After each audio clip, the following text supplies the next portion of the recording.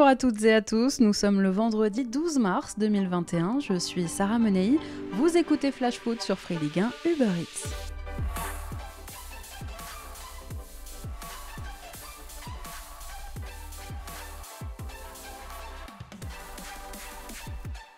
Arbitrage favorable pour la LFP. Le tribunal de commerce de Paris a débouté hier Canal+ et beIN Sport pour donner raison à la Ligue qui va bénéficier du contrat sur le lot 3 de diffusion de la Ligue 1 jusqu'en 2024. Après la défaillance de Mediapro, la chaîne cryptée espérait pouvoir renégocier l'intégralité des droits de diffusion de la Ligue 1, mais la justice en a décidé autrement. La justice estime que la LFP n'est pas contrainte à un appel d'offres global et que la Ligue était légitime à ne remettre sur le marché que les droits délaissés par Mediapro. Cette décision assure à nos clubs de Ligue 1 et Ligue 2, bénéficiaires de cette si précieuse manne télévisuelle, que le fameux lot numéro 3, détenu donc par Canal, ne sera pas remis sur le marché. La chaîne cryptée va payer encore 3 ans 332 millions d'euros annuels pour ce lot. Si nouvel appel d'offres il y a, ce sera uniquement sur 80% des droits. Canal est en plus condamné à verser 50 000 euros à la LFP pour frais de justice. Le groupe compte bien faire appel. Allez, retour au terrain, tout de suite on fait le point sur ce qui vous attend ce week-end à l'occasion de la 29e journée de Ligue 1.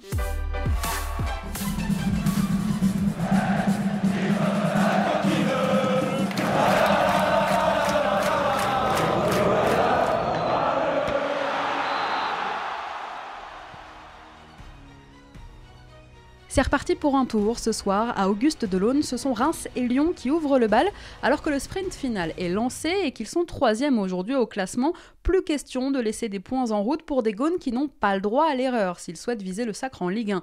D'autant plus que dans 10 jours, ce n'est pas moins que le Paris Saint-Germain qui attend les Lyonnais.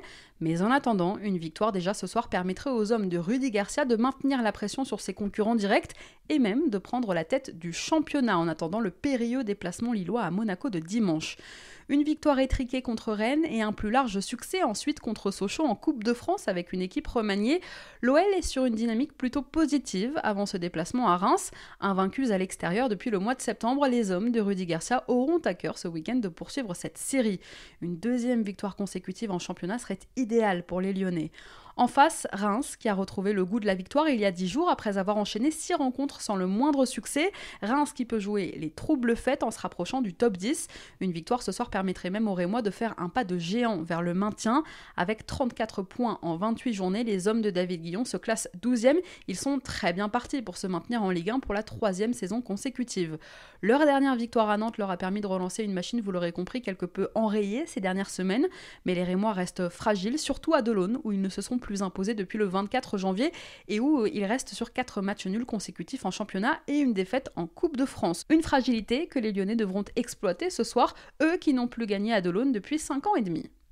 Côté compo, maintenant, Rudy Garcia peut compter sur un groupe quasiment au complet par rapport au turnover de la semaine dernière en Coupe de France. Les cadres lyonnais devraient ce soir retrouver leur place. David Guillon peut lui compter sur le retour de suspension de Nathanaël Mboukou et dispose donc lui aussi d'un groupe quasiment au complet. Je vous en parlais hier, seul son milieu de terrain Moreto Kassama est suspendu pour une accumulation de cartons jaunes. Reims-OL, coup d'envoi ce soir 21h. Coup d'œil maintenant aux autres rencontres qui vous attendent à l'occasion de cette 29e journée. On commence par Angers qui demain à 13h reçoit Saint-Etienne. Après 2 défaites consécutives dont la dernière très frustrante à domicile contre Lens, les Verts, toujours sous la menace de la zone rouge, veulent renouer avec la victoire face à des Angevins qui ne seront pas faciles à manœuvrer et ça Claude Puel en a conscience. Un petit final à jouer, donc chaque match doit être considéré et pris avec cette mentalité. Voilà, de tout donner sur le match et sur ce match d'Angers. Qui sera un adversaire coriace qui a l'habitude de jouer avec un gros bloc défensif, jouer le contre, jouer très vite à la verticalité, des longs ballons également et du jeu assez direct. Un adversaire coriace, le SCO. Les joueurs de Stéphane Moulin se sont largement qualifiés pour les 8e de finale de Coupe de France le week-end dernier et restent en championnat sur un succès face à Metz. Face au SCO, l'équipe de Claude Puel ne sera toujours pas au complet malheureusement. Yvan Masson bien sûr, mais aussi Romain Amouma et Alpha Sissoko sont blessés. Mathieu Debuchy est lui suspendu. Wabi Kazri a en revanche réintégré le groupe stéphanois. En face, Stéphane Moulin sera lui privé de Rachid Alioui, d'Enzo Ebos, de Jimmy Cabot, de Sada Thioub, de Vincent Manceau et de Mohamed Alicho. Angers-Saint-Etienne, coup d'envoi demain 13h. Revenus à 2 points de la 5e place après leur courte victoire en milieu de semaine 1-0 contre Rennes en match en retard de la 22e journée, les Marseillais reprennent aussi eux du service dès demain 17h avec la réception de Brest au Vélodrome. Ce sera la 2e de Jorge Sampaoli sur le banc marseillais pour confirmer les petits progrès entrevus mercredi soir. Brest de son côté pointe aujourd'hui à la 13e place au classement à 8 points de Marseille. Une semaine après leur élimination en Coupe de France, les joueurs d'Olivier Dalloglio auront à cœur ce week-end d'entamer une série positive en championnat après avoir battu Dijon il y a 10 jours. Une victoire du Stade brestois ce week-end acterait pratiquement le maintien du club dans l'élite. Côté compo, à Marseille, Sampaoli devra une nouvelle fois se priver de Jordan Amavi qui se remet doucement de sa blessure au quadriceps. Le latéral gauche marseillais a une petite chance de revenir dans le groupe pour le déplacement marseillais à Nice dans 10 jours. Sinon, ce sera après la trêve internationale. Absent sur suspension ou blessure, lui, depuis le 20 février, déjà, Valentin Rongier ne s'est pas entraîné non plus avec le groupe cette semaine. Il est incertain. Côté breton, maintenant, Christophe Herrel est incertain aussi, tout comme Franco Nora. Le milieu offensif brestois souffre des adducteurs, il devrait manquer cette 29e journée de Ligue 1. OM Brest, coup d'envoi demain 17h. Plus qu'un match dimanche au Costières, c'est un derby. Les voisins Nîmes et Montpellier ont rendez-vous, 2 équipes aux dynamiques bien différentes en cette fin de saison. L'une est 18e aujourd'hui au classement et plus que jamais en mission maintien quand l'autre, 7e, a encore l'opportunité de se battre pour l'Europe. Les Nîmois vont mieux, ils ont enchaîné 3 victoires consécutives le mois dernier sous les ordres de Pascal Planck, tout juste nommé entraîneur en lieu et place de Jérôme Arpinon, ce qui leur a permis à ces Nîmois de revenir dans la course au maintien. Dès ce week-end, ce derby s'annonce donc crucial avant de se déplacer chez le leader lillois et avant de recevoir aussi l'AS Saint-Etienne, match ô combien important pour les 2 équipes. De son côté, fort d'une série de 8 matchs d'invincibilité, toutes compétitions confondues, le MHSC entend bien poursuivre sur cette dynamique, mais au-delà du classement, l'objectif pour les hommes de Michel Derzakarian dimanche est clair, laver l'affront du match aller où les Crocos s'étaient imposés 1-0 à la Mosson fin septembre. L'objectif a été fixé par le patron en personne, Laurent Nicolin. Alors forcément, un derby, c'est toujours un match très attendu par les supporters. À Nîmes, les gladiateurs appellent à 2 rassemblements, samedi, demain matin, donc à la Bastide pour l'entraînement des Nîmois et dimanche à l'arrivée du bus au Costières. Et alors que les ultras de l'Armata et de la Butte des ultras montpelliérains ont lancé un appel eux aussi cette semaine sur les réseaux sociaux, ils souhaitent mobiliser un maximum de supporters de la Paillade dimanche pour encourager leurs joueurs avant le départ pour Nîmes, puisqu'ils ne pourront pas les accompagner jusqu'au Costières. La préfecture du Gard a pris un arrêté pour empêcher la venue de supporters montpelliérains à Nîmes. La préfecture craint des affrontements entre supporters des 2 équipes. Côté compo, il y a 10 jours, Nîmes perdait à Nice en étant privé de 10 joueurs. Où en sont donc les Crocos à 2 jours du derby ? L'infirmerie se vide petit à petit. Sofiane Alacouche et Lucado sont de retour. Pareil pour Naomi Chiweda et pour le 2e gardien nîmois, Lucas Dias, de retour d'une fracture lui à la main. Florian Miguel fait lui aussi son retour de suspension pour le coup. Pas de derby en revanche pour Berger Melling. L'homme fort de cette 2e partie de saison nîmoise est suspendu pour une accumulation de cartons jaunes. Karim Aribi et Lucas Boades sont forfaits, pareil pour un autre milieu, Sidi Sarr. Pablo Martinez et Clément Depré sont eux aussi out et probablement pas de derby non plus pour le capitaine Briançon. S'il a repris la course la semaine dernière, ça semble trop juste pour le derby. Pascal Planck et son staff ne souhaitent prendre aucun risque. Il est déjà acquis bien sûr que Briançon ne pourra pas démarrer la rencontre dimanche, même si secrètement il espère être dans le groupe, au moins démarrer sur le banc. Privés de leur capitaine, les Nîmois pourront toujours s'en remettre à l'enfant du pays, Renaud Ripard, buteur héroïque du match aller. Côté montpelliérain, pas d'absence majeure à déplorer pour Michel Derzakarian. Damien Letalec est de retour. Laissé au repos contre Alès en Coupe de France, Jonas Omlin fait lui aussi son comeback. Mais c'est un autre nom qui est sur toutes les lèvres, celui d'Andy Delors. Blessé depuis le 13 février, le retour de Delors contre Nîmes dimanche est plus qu'espéré, il est même attendu. L'international algérien devrait bien être de la fête au Costières. Enfin, sachez que c'est monsieur Éric Vatelier qui sera au sifflet de la rencontre. Nîmes-Montpellier, coup d'envoi dimanche 13h. Juste après, à 15h, c'est Lorient qui reçoit Nice au Moustoir. Après un début de saison très compliqué, les Merlus vont un peu mieux en 2021, même si le maintien est loin d'être acquis. 17e au classement, aujourd'hui les joueurs de Christophe Pélissier ne comptent que 2 petits points d'avance sur le 18e, Nîmes. Nice, de son côté, vit aussi une saison bien compliquée, même si ça semble aller un peu mieux ces dernières semaines. Éliminés lundi soir de la Coupe de France, les Aiglons sont remontés à la 11e place au classement en championnat et restent sur 2 victoires consécutives en Ligue 1. Côté compo, c'est un match qui se fera sans le capitaine lorientais Fabien Lemoine, averti à 3 reprises sur les 10 dernières journées de Ligue 1. Le milieu de terrain des Merlus est suspendu, tout comme Paul Nardi. Il s'était emporté contre l'arbitre Franck Schneider après le 16e de finale de Coupe de France. Il est suspendu 3 matchs, Nardi. La sanction de la FFF est tombée hier. Celui qui est devenu la doublure de Mathieu Dreyer dans les buts des Merlus manquera donc les rencontres contre Nice, mais aussi contre Nantes et le derby contre Brest prévu début avril. C'est donc Teddy Bartouche qui prendra place sur le banc en tant que numéro 2 dans les cages lorientaises. Enfin, touché au genou, son retour était espéré contre Nice, mais Thomas Monconduit n'a pas participé aux séances collectives de mercredi et d'hier. Son forfait pour dimanche n'est pas encore acquis, mais il paraît de plus en plus plausible. Par ailleurs, Franklin Wajda, également victime d'une alerte au genou, était également absent de la séance hier à Kerlir. Jonathan Delaplace, Stéphane Diarra, Thiago Ilori et Jérémy Morel sont toujours en soins. Mathieu Saunier et Thomas Fontaine sont en rééducation. Mais une bonne nouvelle quand même pour Christophe Pélissier, après avoir déclaré forfait pour le match de Coupe de France au Puy samedi dernier. Armand Lorientais, l'un des hommes en forme chez les Merlus, est de retour, tout comme Sylvain Marvaux qui pourrait tout de même être un peu juste pour dimanche. Côté niçois, le sort semble s'acharner cette saison. Déjà privé de Dante dès le début de la saison, de Jeffrey Adélaïde, de Ronny Lopez et même d'Hicham Boudaoui pour au minimum les 2 prochains mois, Adrien Ursa va devoir maintenant se priver de Youssef Attal. Touché aux adducteurs, l'Algérien sera indisponible pendant 3 à 4 semaines. Enfin, sachez que monsieur Georges Giraud, ancien entraîneur et ancien joueur de Lorient dans les années 50, est décédé mardi à l'âge de 95 ans. Un hommage lui sera rendu dimanche au Moustoir. Lorient-Nice, coup d'envoi dimanche 15h. À la même heure, c'est Lens qui reçoit Metz. Ce sont les 2 bonnes surprises cette saison, 2 équipes qui se disputent les places européennes aujourd'hui. Qui l'aurait cru en début de saison? Éliminé le week-end dernier de la Coupe de France par le Red Star, Lens, le promu, peut se concentrer maintenant uniquement sur la Ligue 1 et tentera donc de se relancer dimanche contre Metz. Côté compo, Gaël Kakuta touché au bassin, Ignatius Ganago et Isiaga Silla sont forfaits. Aux blessures de Kevin Endoram, d'Ibrahim Agnan, d'Opa Nguet, de Manuel Kabi et d'Ernest Bohen, s'est ajouté à Metz l'absence du portier Alexandre Oukidja, suspendu 4 matchs après avoir été exclu il y a 10 jours lors de la défaite à Angers. C'est donc Marc-Aurèle Caillard qui le remplacera dans les buts messins ce week-end.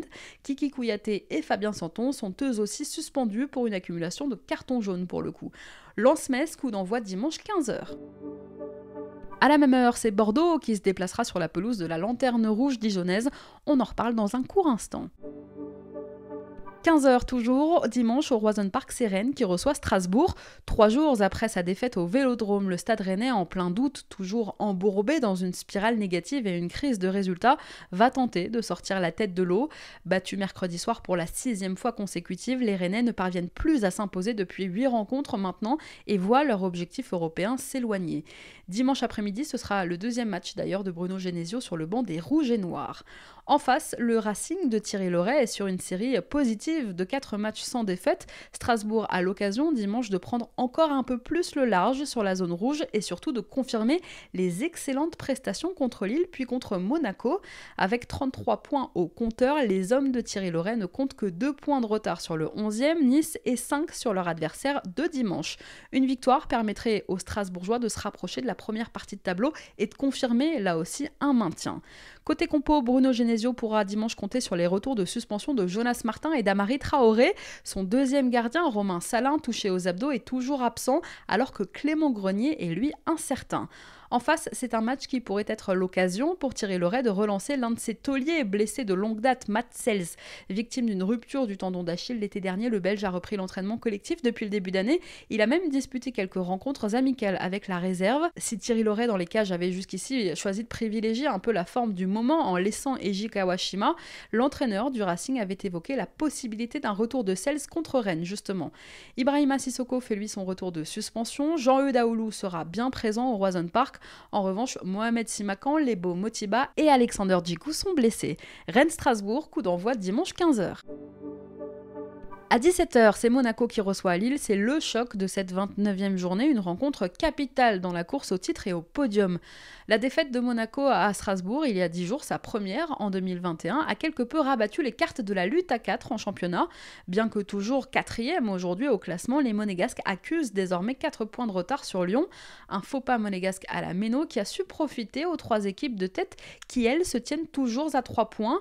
Lille sort d'une qualification en 8e de finale de Coupe de France, comme Monaco d'ailleurs, et d'une victoire contre Marseille aussi en championnat. À l'aube de cette 29e journée, les Dogs caracolent toujours en tête. Au passage, Lille cette saison n'a encaissé que 17 buts après 28 rencontres de Ligue 1, c'est son plus faible total à ce stade de la compétition. On va voir dimanche si les hommes de Christophe Galtier et surtout si son gardien, très en forme, Mike Maignan, saura contenir la virevoltante attaque monégasque, deuxième attaque de Ligue 1 actuellement. Côté compo maintenant, pas d'absence majeure à déplorer pour Christophe Galtier qui pourra compter sur la totalité de son groupe puisque même l'attaquant turc Burak Yilmaz, touché au mollet et absent depuis 2 mois maintenant, devrait faire son retour. À Monaco, Niko Kovac, comme depuis de nombreuses semaines maintenant, sera encore privé de Gelson Martins, de Willem Goebbels et du jeune Pietro Pellegrini, tous les 3 blessés. Crépin Diatta est lui suspendu pour une accumulation de cartons jaunes. Monaco-Lille, coup d'envoi dimanche 17h. Enfin, en clôture de cette 29e journée, Paris reçoit Nantes dimanche soir au Parc des Princes. 4 jours après leur qualification en quart de finale de Ligue des Champions, les Parisiens sont soulagés mais pas forcément rassurés et doivent se remettre très vite la tête à la Ligue 1. Ils affrontent ce week-end une équipe malade, le FC Nantes, à la lutte pour le maintien. Les joueurs d'Antoine Camboiré restent sur 3 matchs sans succès et s'ils ont montré un visage bien moins dominateur, les Parisiens, qu'à l'aller à Barcelone, ils ne devraient quand même pas trop avoir de mal à dominer cette équipe des Canaries, 19e aujourd'hui au classement. Dimanche, le PSG visera une 3e victoire consécutive en Ligue 1. Côté compo, Mauricio Pochettino sera encore privé ce week-end de Juan Bernat, de Moise Kean et de Neymar. Le retour du Brésilien est désormais attendu pour le choc de la 30e journée contre l'OL dans 10 jours. Côté Canaries, Jean-Kévin Augustin, Thomas Bastila et Bridjen Dilou ont tous les 3 été écartés, vous le savez, jusqu'à la fin de la saison. Ce week-end, Camboiré devra également se passer de Fabio, de Khalifa Koulibaly et de Denis Sapia, tous les 3 blessés. Paris-Nantes, coup d'envoi dimanche 21h. Aussi, on a appris cette semaine que 16 supporters nantais avaient été condamnés à 6 mois d'interdiction de stade par le tribunal correctionnel de Nantes.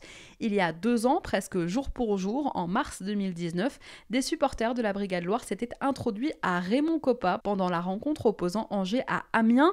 Ils s'étaient introduits pour fêter les 20 ans du groupe, les 20 ans de la Tribune Loire. Ce soir-là, ils étaient interdits de déplacement à Metz. Ils n'avaient pas pu aller encourager les Canaries, alors c'est chez le voisin Angevin qu'ils ont fêté ça. Ils avaient lancé des fumigènes sur la pelouse, obligeant même la rencontre à être interrompue quelques minutes. Comme d'habitude, tous les buts du week-end, les plus belles actions et tous les résumés des rencontres de cette 29e journée sont à retrouver en quasi-direct sur votre appli Free Ligue 1 Uber Eats. Il a free, il a tout compris. Enfin, je vous rappelle que c'est un week-end d'élection à la FFF. Qui de Frédéric Thirier, de Michel Moulin ou de Noël Le Graët, candidat à sa propre réélection, sera le prochain président de la 3F pour les 4 prochaines années. Le suspense n'est pas immense, grand favori de l'élection. En cas de victoire demain, Noël Le Graët serait réélu pour un mandat de 4 ans à la tête de la fédération, un mandat qui courait ainsi jusqu'à ses 83 ans. Au vu de ce scénario, on peut déjà réfléchir à sa succession après 2025. Allez, on passe à notre déclat du jour, elle est signée Zinedine Ferrat.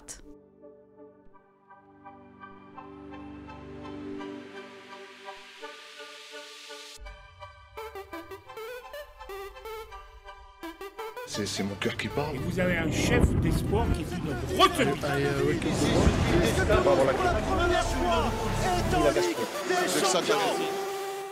C'est une petite phrase lâchée par le milieu des crocos qui a beaucoup fait parler hier soir, beaucoup fait réagir sur les réseaux sociaux. Titulaire indiscutable de l'effectif de Pascal Planck avec 4 buts et 5 passes D, Zinedine Ferrat va quitter Nîmes en fin de saison. C'est lui qui l'a annoncé, je le cite. Je joue actuellement ma 2e saison avec le Nîmes Olympique, ce sera ma dernière avant de quitter le club que je souhaite maintenir quand même en Ligue 1. Voilà ce qu'aurait confié le joueur à beIN Sport version Moyen-Orient qui diffusera lundi soir un entretien tourné il y a déjà plusieurs semaines. Malheureux Zinedine Ferrat, timing un peu douteux alors que Nîmes est en mission maintien. Nîmes doit absolument se sauver, on est en plus à 3 jours d'un derby, je vous en parlais. Du coup, rétro-pédalage, démenti de Zinedine Ferrat sur les réseaux sociaux. Mais bon, le mal était fait et personne ne se berce d'illusions. S'ils ont réussi déjà à conserver leurs meilleurs joueurs cette saison, Ferrat devrait bien quitter le Gard cet été. La bonne nouvelle quand même dans tout ça, c'est que Ferrat est sous contrat avec Nîmes jusqu'en juin 2022. Le club devrait donc récupérer de l'argent sur son transfert. Aujourd'hui, sa valeur est estimée entre 4 et 7 millions d'euros. L'Algérien de 28 ans était arrivé gratuitement à l'époque en provenance du Havre à l'été 2019. Comme promis, à l'aube de chaque journée dans Flash Foot, je vous conseille une affiche, celle que vous ne devriez manquer sous aucun prétexte. Et cette semaine, je vous conseille un beau Dijon-Bordeaux, dimanche 15h. Oui, je sais, comme ça sur le papier, ça fait pas rêver, mais je vais tenter de vous convaincre. Alors pourquoi faut-il regarder ce match ? Parce que ces dernières semaines, c'est un concours à qui fera les pires résultats. 2 équipes malades, Dijon qui reste sur pas moins de 9 défaites consécutives, et des Girondins qui restent sur 7 défaites en 8 matchs, dont 3 défaites consécutives. Forcément, dimanche, le vent va tourner pour l'une des 2 équipes, c'est mathématique. La relégation dijonnaise presque déjà actée, on peut toujours rêver que les joueurs de David Linares lâchent les chevaux et jouent enfin sans complexe dimanche. En plus, ils sont bien tombés parce qu'en face, si Bordeaux tient tête au gros, cette équipe a la fâcheuse habitude de relancer les équipes en difficulté. Et oui, c'est comme ça, si votre équipe va mal, rien de mieux que d'affronter les Girondins pour vous remettre en selle. C'est presque devenu une tradition, au même titre que le bon vin avec les cannelés. En plus, Marseille a gagné enfin mercredi en milieu de semaine, peut-être que ça va motiver les Bordelais. Suspendu 2 matchs, le Dijonais Aboubacar Kamara fera son retour ce week-end, prêté cet hiver par Fulham pour pallier entre autres au départ de Julio Tavares et donner surtout un peu d'allant à l'attaque dijonnaise. Le Français n'a pas encore ouvert son compteur de buts en Ligue 1, alors pourquoi pas dimanche ? Parce qu'à Dijon, toujours, Mounir Chouillard doit se racheter. Écarté lors des 2 derniers matchs, son entraîneur David Linares n'était pas satisfait de son investissement. Il s'était passé de ses services contre Paris puis contre Brest. On ne sait pas encore s'il fera son retour dimanche, mais Linares a confié en conférence de presse qu'il y avait eu du mieux cette semaine. Et décidément, c'est le match des mauvais élèves. On va voir ce week-end côté bordelais s'il y a vraiment un problème Ben Arfa ou pas. Après un clash avec Laurent Koscielny, ça fait 2 matchs qu'Hatem Ben Arfa démarre sur le banc. On verra dimanche si Jean-Louis Gasset lui réaccorde sa confiance. Bon, j'espère vous avoir convaincu. Dijon-Bordeaux, coup d'envoi dimanche 15h et nous, on s'en reparle lundi. Merci à tous d'avoir été avec nous. Bon match ce soir, bon week-end de Ligue 1. C'était Sarah Menei, vous écoutiez Flash Foot. On se retrouve lundi sur Free Ligue 1 Uber Eats pour débriefer ensemble cette 29e journée.